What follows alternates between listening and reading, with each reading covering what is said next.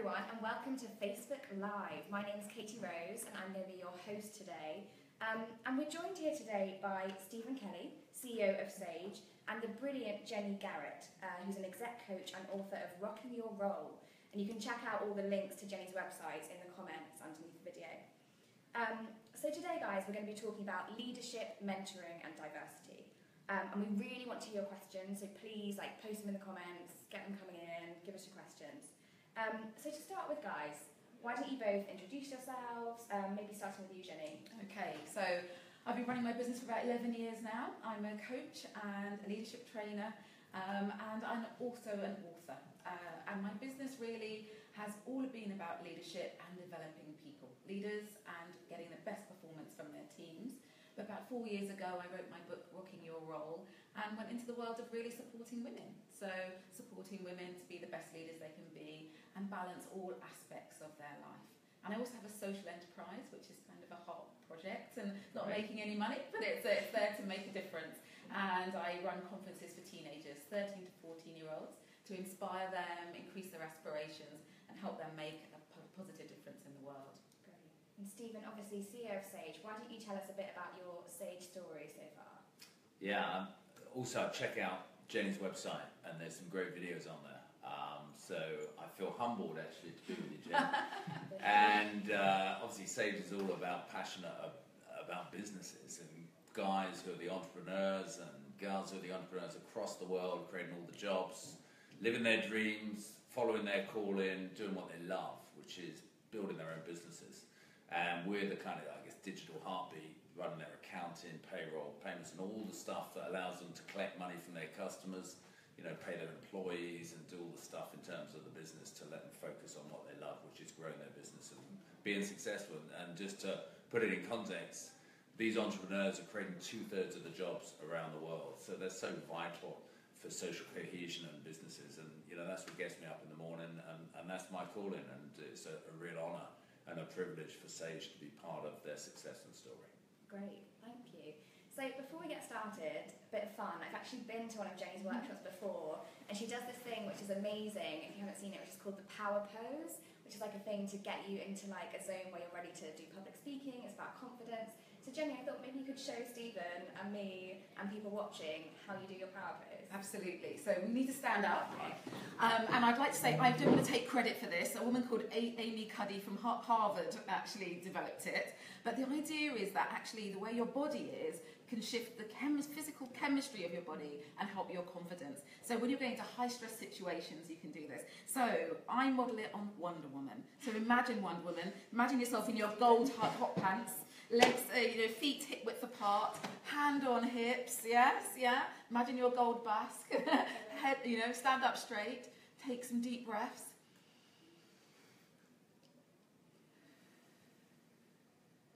Feel all of that confidence oozing through your body. One more. Feels good, Jenny.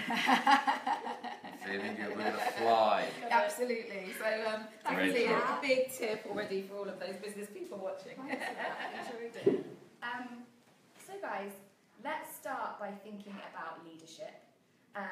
Strong leadership is obviously really important. So I thought maybe you guys could both tell us about a really inspirational leader that you've had in your lives that's influenced you positively and why. Jenny, maybe you go first. So mine was one of my bosses, actually, before I went to start my own business, a man called Gene Haran, an American guy, who kind of said to me, when I found coaching and fell in love with coaching, but was still employed and didn't know how to follow my dream of turning it into a business, said to me, share your vision and people will conspire to make it happen for you. And it was just a brilliant piece of advice. So I started telling anyone who'd listen, I love coaching, I want to do more coaching, I see this as the job, the thing I'm meant to do, my passion. And true enough, people started helping me to make this a reality. And what he was good at was just recognizing potential in people. He was really good at just saying, you can do it, I believe in you. And giving you just enough, not directing you and micromanaging you, but just giving you enough that you could sort of make your own way through. So yeah, he was a brilliant leader, someone I modelled myself on. Good. And I guess I've been very lucky, and I've almost soaked up like a sponge some amazing amazing people I've worked with, and also just connected with. Probably most recently someone I've admired, I've met a few times, and he came to Sage Summit in Chicago, which was the biggest entrepreneurs conference in the world. Was a guy called Richard Branson, so very famous, but just remarkably humble, so down to earth, so authentic, just passionate about what he does, just a natural disruptor. And a guy who just is never satisfied, and who, you know, obviously inspires lots of people, written amazing books, but just to sit with him on the stage and just share his views of kind of life, leadership, growing businesses, dealing with challenges, dealing with the ups and downs, the kind of roller coaster ride of success and failure in business, was just breathtaking for me and a real privilege. So, Stephen, what is it that makes Richard Branson such a good leader, and Jenny, that Boston hat? What are the ingredients that make these people amazing leaders, and what behaviours can you exhibit to do that yourself? Right, well, let's do one at a time. Okay. I'll go. Yeah. Authenticity. Yeah, absolutely. I think being relatable and building relationships, I think, is key as well. Yeah. Another one, having a big dream, big vision, and you mentioned it. Yes, yeah. I think someone who is able to get you excited, yeah, and feel connection and meaning in terms of what you're about to do and what you're there to do as well. And then someone who's very focused on what are we here to achieve for the audience we're serving. So they live in the shoes of the customer, and they look back at what they want to create, whether it's a product or a service. Yes. And I also think now, more than ever, it's about that universal good as well. So we're here to make a difference for the organisation, for our customers, but how is that impacting the world? What's our footprint and what difference are we making? Yeah, and I totally support that.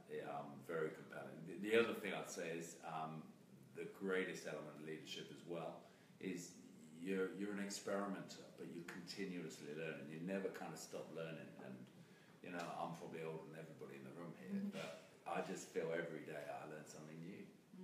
Yes, yeah. I think that, just one, I think maybe last thing for me is around being a leader who knows when not to lead as well. Yeah. So, you know, the leadership can be elsewhere because maybe people know more about a particular topic, or you're not the right person to do it. So that's sort of, I'm a leader, but I also know when to let others lead. Yeah. So let's talk about mentoring. I know you've both mentored a lot in your business lives. How important is mentoring in terms of developing leaders and developing people? Maybe Jenny, talk a bit about that first. Yeah, mentoring is quite a big part of my work, mentoring and coaching, so I would definitely say, it's really important. Yeah. But I think it really is because, when I think about it, sometimes it's like we're in the dark. We don't quite know where we're going, and I think a mentor is like that torch. They don't tell you where to go, but they shine that light for you to enable you to see that little bit better. And I think we all need that. So I think mentoring is key. There have been key people in my life who've guided me, and I know that when I mentor other people, it just helps them feel that they're not alone. It helps them have the benefit of someone else's experience. And just gives them a little bit of guidance. Try this, this is someone you could talk to. Here are some connections that could help you. So I think it's really, really important. Yeah. I would say as well, Jenny inspires lots of people. I know that, and I've seen some of the video material of the people she's mentored. But also, I think it's really important. We talk about mentor-mentee, but it's much more a two-way symbiotic relationship.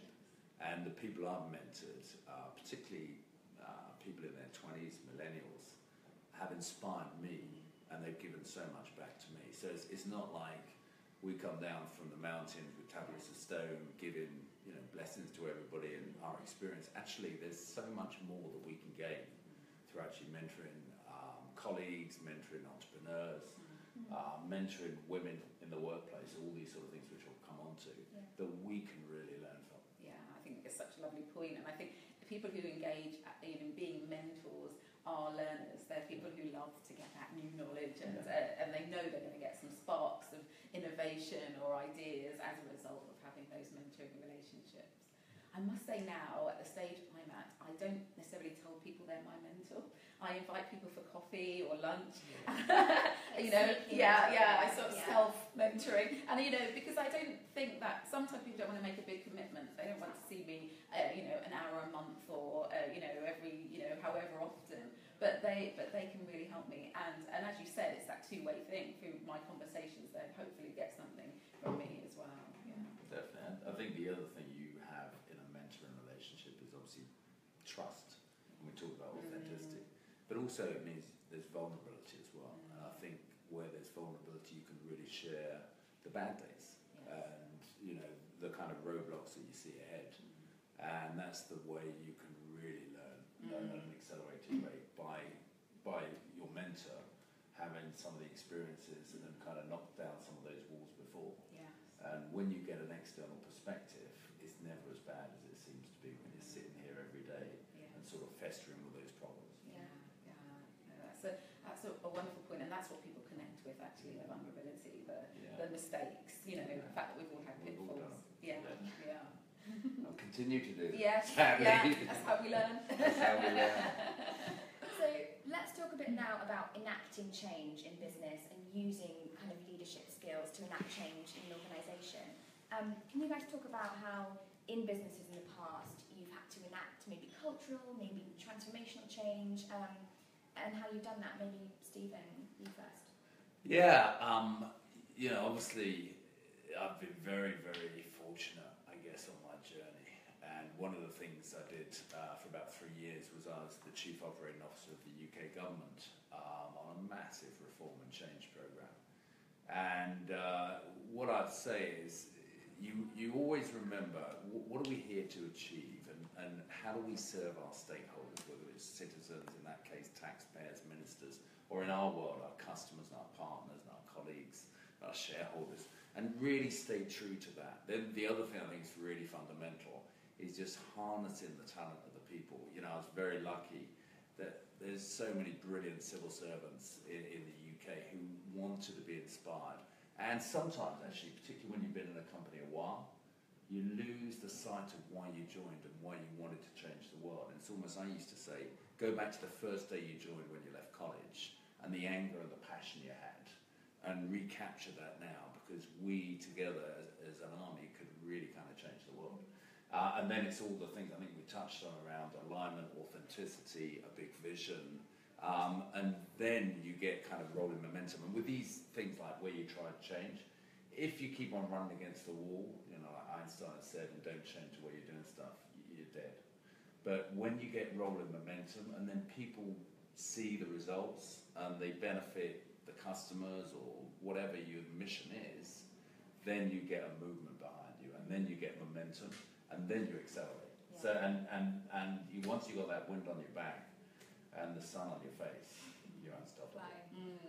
I definitely agree with everything you said there, and I think I definitely think it's about listening to people's objections, but also listening to the external objections, external thoughts as well. So it's internal and external, because I think if I think about my field of coaching and mentoring, we love face-to-face conversations. That's what my work is about. But there's been so much with technology now, but a lot of my clients, are Skype clients, and that saves time and it's really effective. But we, as a profession, I think we've had a huge amount of resistance to it because it's not the same. And then you have to think what are we resistant to?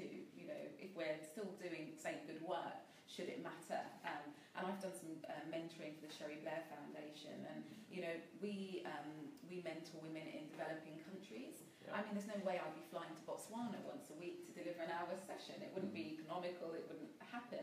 So it makes it accessible, makes things accessible. And I think once you see little bits of success, then it's about building on those bits of success. And I think that's in making change happen.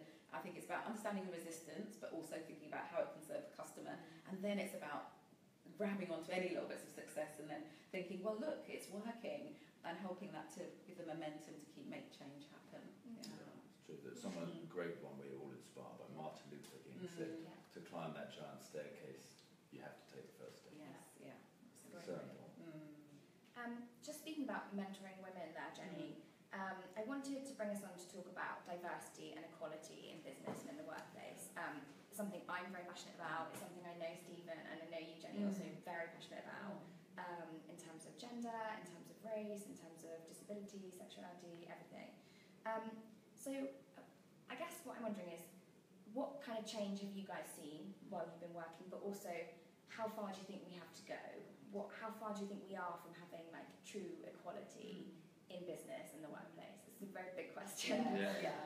Jenny, do you want to start? Well, according to the World Economic Forum last year, they said it's going to be another 100 years actually before we have that sort of equality in the workplace for women, and then that doesn't take into account other underrepresented groups. So I think we've got a really long way to go.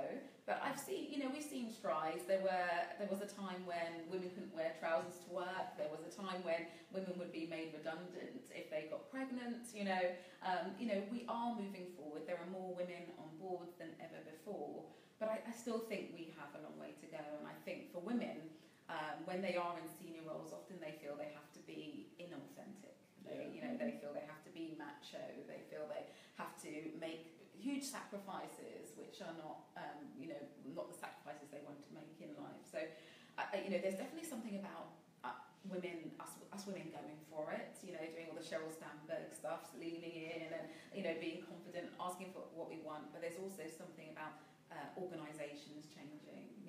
Offering the flexibility that maybe women are looking for, and the balance that everyone's looking for. Actually, you mentioned millennials, and people want balance. People want different ways of working and a different lifestyle. And I think culturally, organisations need to change in order for us to have this more diverse workforce. And for me, it's about removing some structural things that make it harder for minority groups to climb up the ladder. Yeah, I agree. I think the compelling evidence, if you look at the economics, so the top quartile of diverse, inclusive companies with strong equality, typically they're 20% better performers in their markets.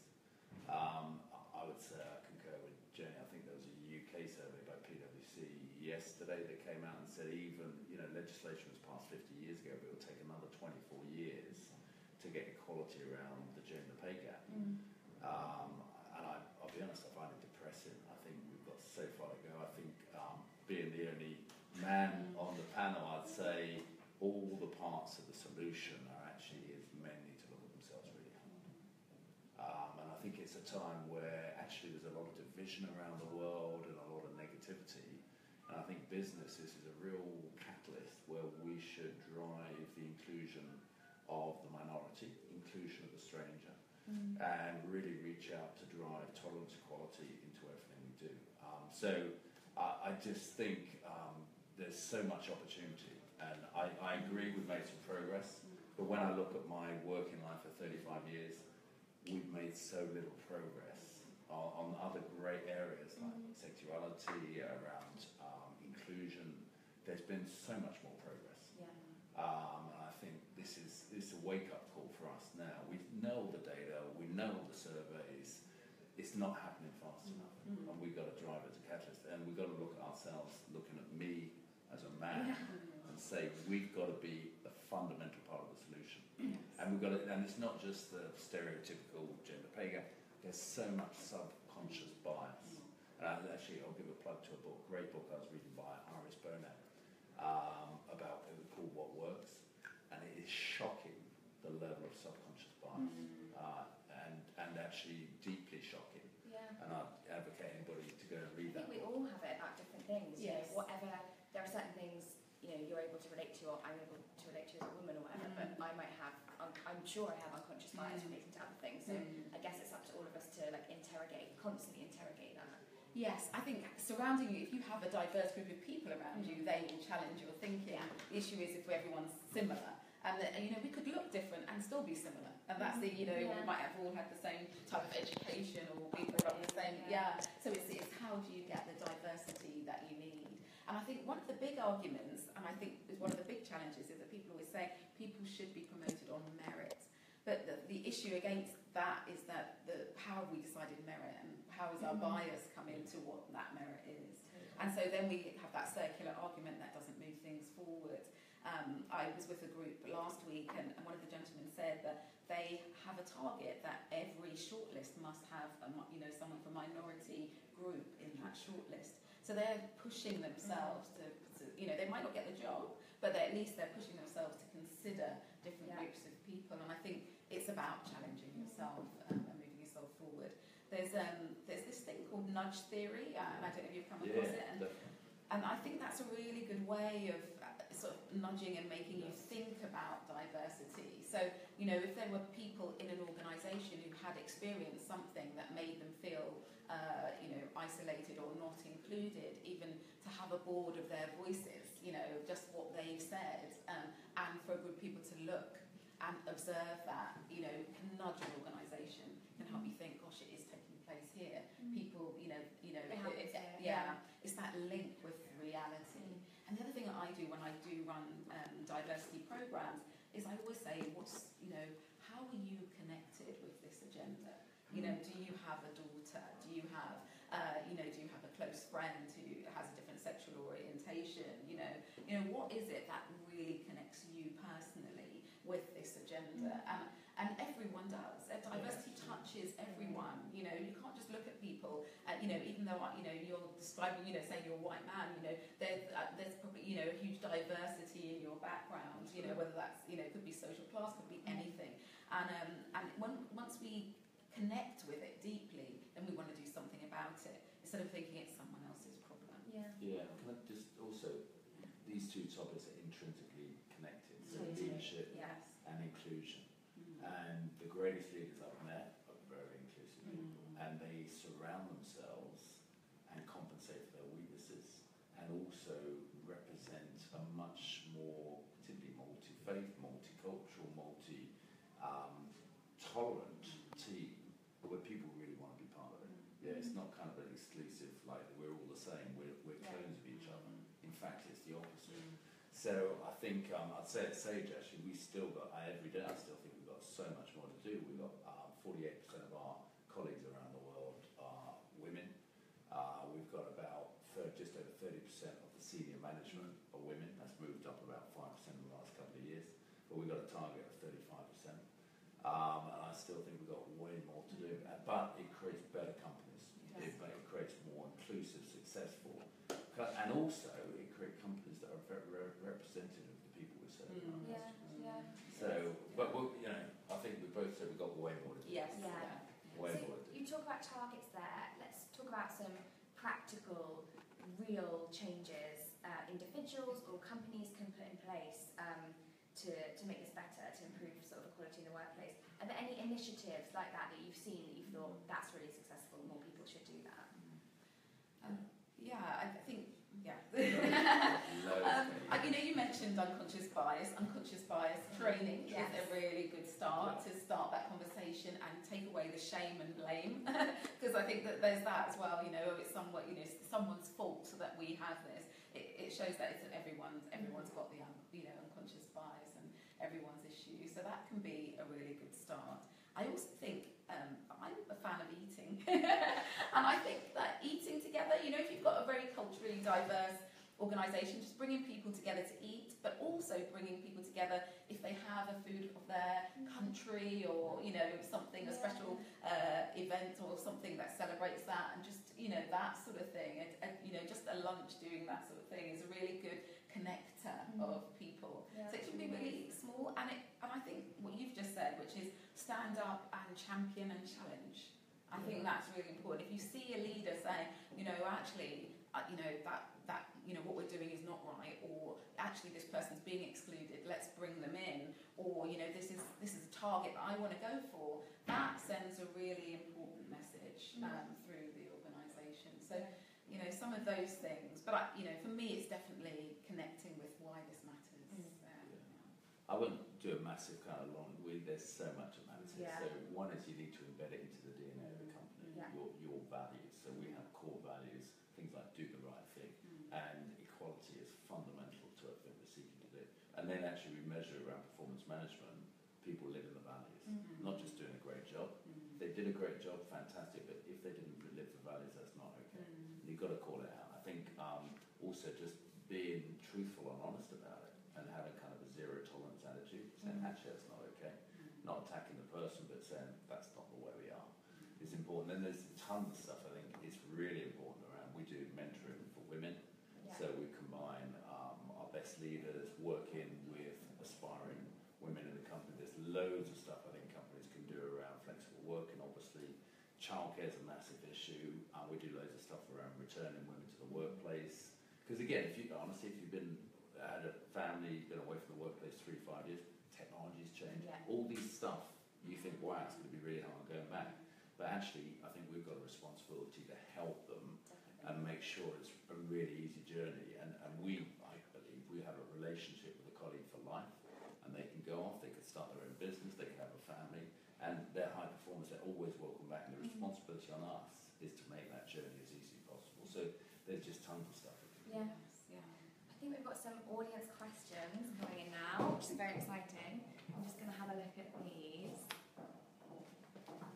Okay, so first up, different tack, but it does something different.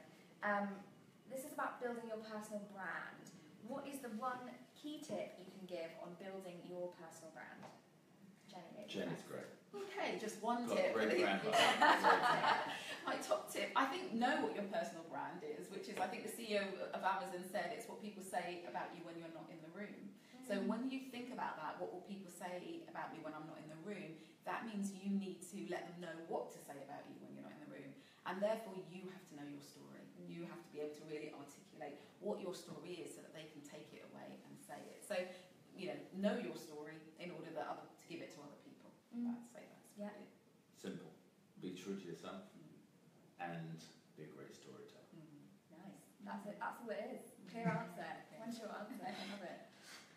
Okay, we've got a few more questions here. We've got one from Anisha, and Anisha says, what advice would you give to someone who was looking for a mentor? Like what are practical ways you can go about trying to find a mentor? Yes, yeah. Good question, actually. There are so many ways. You can ask people in your network. Sometimes people have found me through LinkedIn and things like that. Or just ask Jenny. Well, no. Yeah, that's one thing you can do. But I also think that there are organisations out there now who do support women and support individuals. So do your research. And so if you want to find someone you don't know, do your research, but use your network. 6 degrees of separation. Whoever you want to meet, there's a way to find them. Stephen, have you actively looked for mentors like that, or have people actively seek you out as a mentor? Yeah, loads, and I'd encourage. I think this is a classic area where voices in our heads tell us that people won't be interested in mentoring us. That's wrong.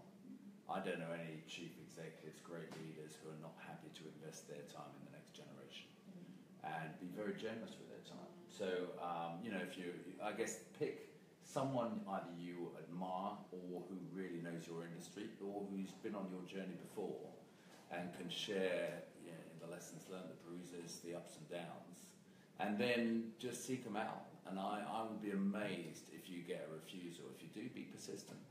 And if they're speaking at a conference, just go up to them afterwards, say, I've followed you for a long time, I've emailed you, you haven't responded, but I understand you're very busy, and I'd just love to have a coffee with you.